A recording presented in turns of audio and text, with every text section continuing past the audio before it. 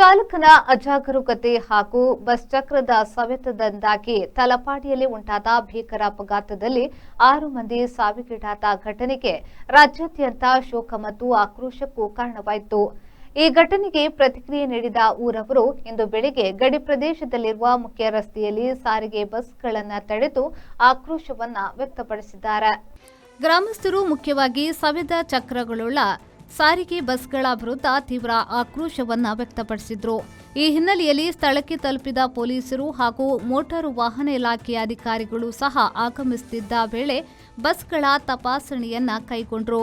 ಇದರ ಪರಿಣಾಮವಾಗಿ ಹಲವು ಬಸ್ಗಳು ಸಂಚಾರಕ್ಕೆ ಯೋಗ್ಯವಲ್ಲವೆಂದು ಗುರುತಿಸಿ ಅಧಿಕಾರಿಗಳು ತಕ್ಷಣವೇ ಅವುಗಳನ್ನು ತಡೆದು ಚಾಲಕರ ವಿರುದ್ಧ ಕೇಸು ದಾಖಲಿಸಿ ಬಸ್ಗಳನ್ನು ಹಿಂದಕ್ಕೆ ಕಳುಹಿಸಲು ಕ್ರಮವನ್ನ ಆರಂಭಿಸಿದ್ದಾರೆ.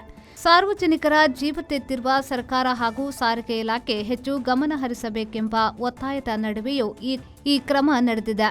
ತಲಪಾಡಿಯ ಜನರು ಪ್ರತಿಯೊಂದು ಬಸ್ ಕೂಡ ಸರಿಯಾದ ತಾಂತ್ರಿಕ ಸ್ಥಿತಿಯಲ್ಲಿಯೇ ಚಲಿಸಬೇಕು. ಜೀವಾಪಾಯದ ಸಂಜ್ಞೆಗಳನ್ನು ನಾವು ಎಚ್ಚರಿಕೆಯಿಂದ ನೋಡಿ ಎಚ್ಚರಿಸುತ್ತಿದ್ದೇವೆ ಎಂದು ಹೇಳಿದ್ದಾರೆ.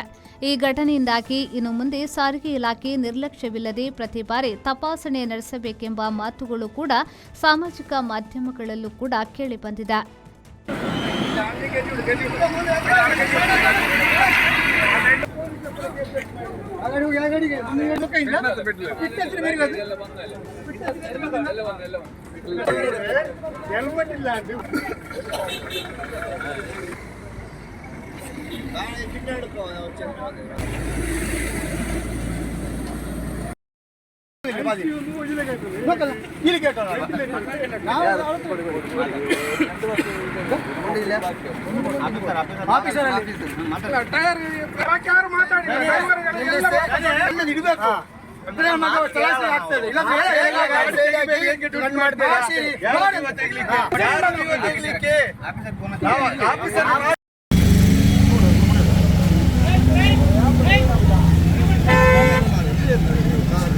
ಅವು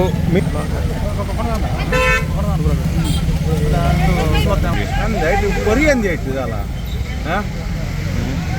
ಒರಿಯಂದಿ ದಾನತರಿಗೆ ಗಾಡಿ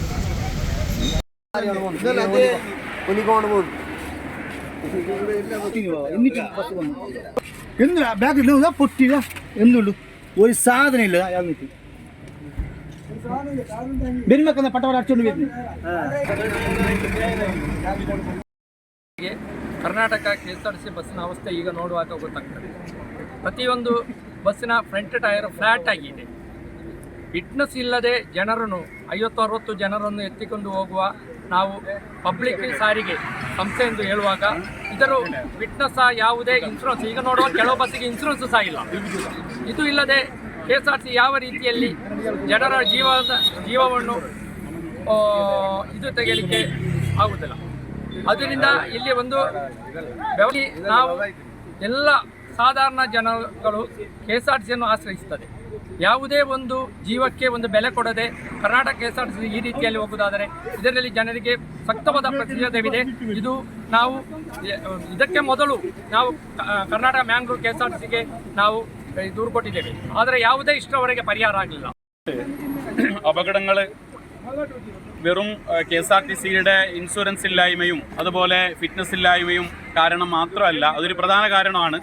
അതോടൊപ്പം തന്നെ നമ്മൾ ഈ ആരംഭത്തിൽ അന്വേഷിച്ചുകൊണ്ടിരിക്കുന്ന ഈ ദേശീയപാതയുടെ DPR പൊതുജനങ്ങൾക്കും ജനപ്രതിനിധികൾക്കും സർക്കാരുകൾക്കും നൽകാതെ കൃത്യമായി നൽകിയിട്ടില്ല എന്നാണ്. പൊതുജനങ്ങൾക്ക് RT ആക്ടുകളിൽ പോലും ഇത് ലഭിച്ചില്ല.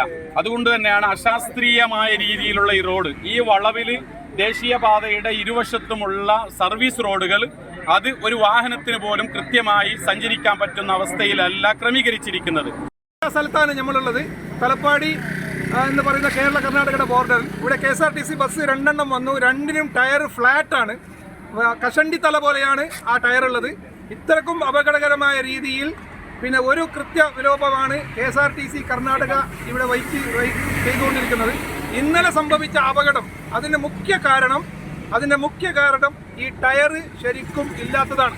ബ്രേക്ക് അടിച്ച പാട് 3 തിരിഞ്ഞ് ആ വാഹനം അപകടമുണ്ടാക്കി 4-6 ജീവൻ നഷ്ടപ്പെട്ടു. അപകടത്തിൻ്റെ കാരണം ടയറിൻ്റെ കാരണമാണ് അപകടത്തിനുണ്ടായത്. പക്ഷെ ഇന്ന് ഇവിടുത്തെ നാട്ടുകാരും പിന്നെ ഹൈവേ പോലീസും നിരവധി കർണാടക ബസ് പരിശോധിച്ചപ്പോൾ ടയർ പൊട്ടിപ്പൊളിഞ്ഞ അവസ്ഥയിലാണുള്ളത്. റിസോളൊക്കെ അളകിയിട്ടാണുള്ളത്. കേരള സർക്കാരിനോടും കേരള മോട്ടോർ വകുപ്പിനോടും പറയാനുള്ളത്, കാസർഗോഡിലേക്ക് സർവീസ് ചെയ്യുന്ന വാഹനത്തിന് പ്രത്യേകിച്ചിട്ട് മഴക്കാലമാണ്, ടയർ ശരിയില്ലാതാണ് സർവീസ് നടത്തിക്കൊള്ളുള്ളത്. പരിശോധന കർശനമാക്കിയിട്ട് ഈ ടയർ മാറ്റാനുള്ള നടപടി കേരള സർക്കാർ കാസർഗോഡ് മോട്ടോർ വാഹന വകുപ്പ് MVD ഇവർ ഇത് ശ്രദ്ധിച്ചിട്ട് ഇതിനൊക്കെ വേണ്ട കാര്യങ്ങൾ ചെയ്തു കൊടുക്കണം. ഇല്ലെങ്കിൽ ജനങ്ങളുടെ ജീവൻ ಅಪಘಾತത്തിലാകും. ರೆಹಮಾನ್ ಉದ್ಯಾವರ ವಿ4 ನ್ಯೂಸ್ ಮಂಜೇಶ್ವರ. ಪೂರ್ಣ ಭರವಸೆಯ 10,100 ಕೋಟಿ ರೂಪಾಯಿ ವ್ಯವಹಾರ. ಸಹಕಾರ ರತ್ನ ಡಾಕ್ಟರ್ MN ರಾಜೇಂದ್ರ ಕುಮಾರ್ ಅವರ ಅಧ್ಯಕ್ಷತೆಯಲ್ಲಿ ಅಭಿವೃದ್ಧಿಯ ಪಥದತ್ತ ಸಾಗುತ್ತಿದೆ SCDCC ಬ್ಯಾಂಕ್. 19 ಬಾರಿ ರಾಜ್ಯ ಅಪೆಕ್ಸ್ ಬ್ಯಾಂಕ್ ಪ್ರಶಸ್ತಿ, 18 ಬಾರಿ ನಬಾರ್ಡ್ ಪ್ರಶಸ್ತಿ ಪಡೆದ ರಾಜ್ಯದ ಬ್ಯಾಂಕ್.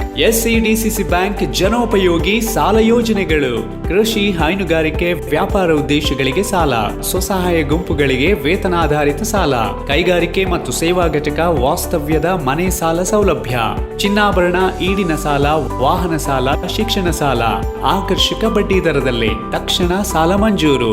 107 ವರ್ಷಗಳ ಸಾರ್ಥಕ ಸೇವೆಯಲ್ಲಿ ದಕ್ಷಿಣ ಕನ್ನಡ ಜಿಲ್ಲಾ ಕೇಂದ್ರ ಸಹಕಾರಿ ಬ್ಯಾಂಕ್ ನಿಯಮಿತ. ಪ್ರಧಾನ ಕಚೇರಿ, ಉತ್ಕೃಷ್ಟ ಸಹಕಾರಿ ಸೌಧ, ಕೊಡಿಯಾಲ್ ಬೈಲ್, ಮಂಗಳೂರು.